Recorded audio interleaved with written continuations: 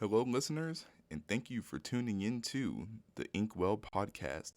This is your host, Cloud from Mamoon 4.0, and this episode will be centered around why I am a doomer.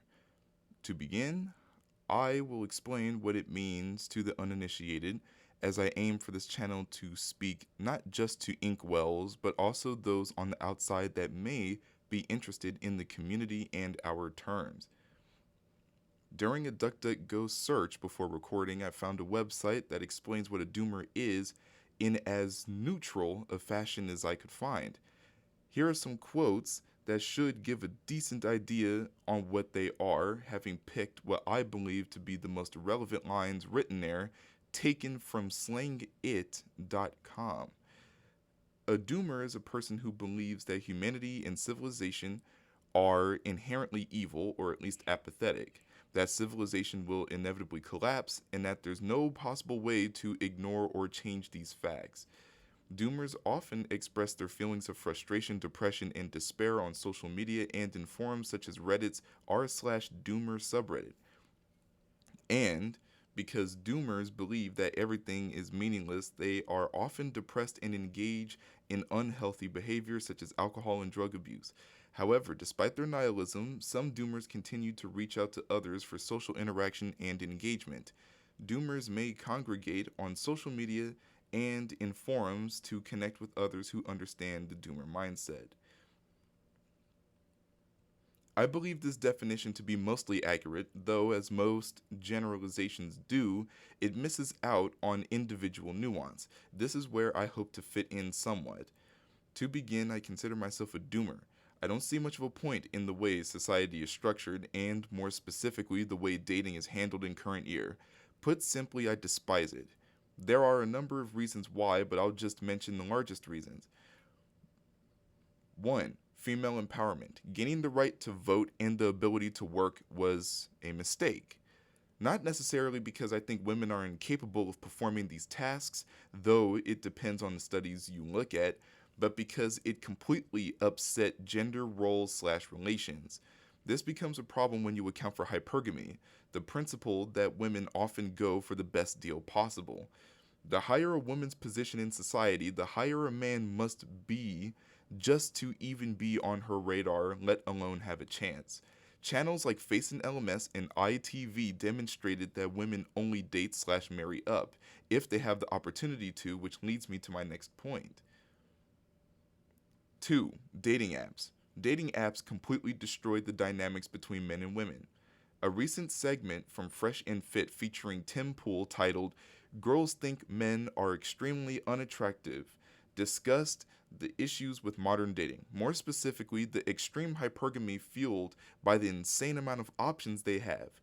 Depending on the app you look at, in this case it was either Bumble or Tinder, as many as 80% of the site's users are male. If you have that many options, why settle when you can have the cream of the crop handed to you? Numerous dating experiments show that women don't even message first. Unless you're Chad, of course. Face and LMS covered this at length in his What Attracts Women series. 3. Hypocrisy. Men are forced to sign up for selective service just to make use of basic programs like welfare and having access to a driver's license. Women don't.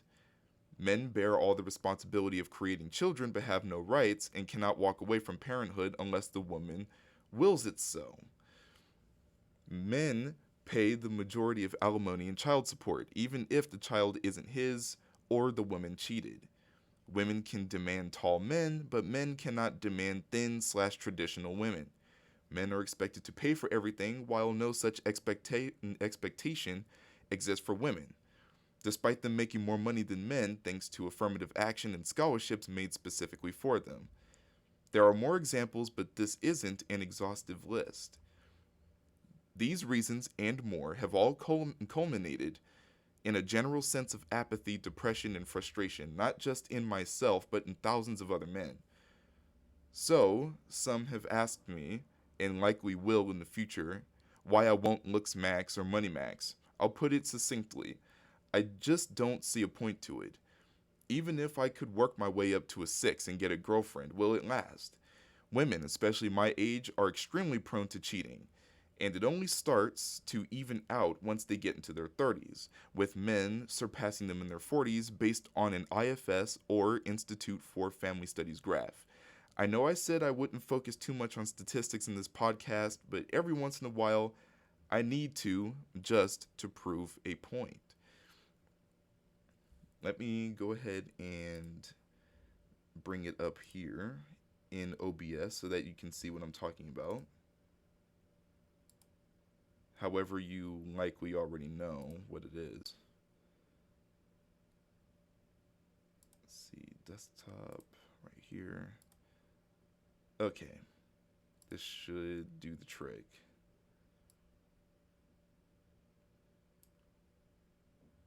Might be a bit hard to see, so I'm gonna blow it up a little bit here just so you can see what I'm talking about. But as you can see there, and as it says in the graph, this is only based on a focus group of married couples. So as you can see, 18, 29, women are more likely to cheat. Married women, of course. And then it starts to go up for men in the later years while it goes down for women. So that's why I think that I actually want to do a talk on this at some point about the wall, the MGTOW / red pill concept of the wall, what that means. Is the wall cope? I don't necessarily think so. It's a 50-50 sort of issue. On the one hand, I do believe that the wall is cope, but on the other hand, I do think it has some validity just based off of this graph here. So I'm going to keep this graph here for a little bit as I read through the rest of the script. Let's see.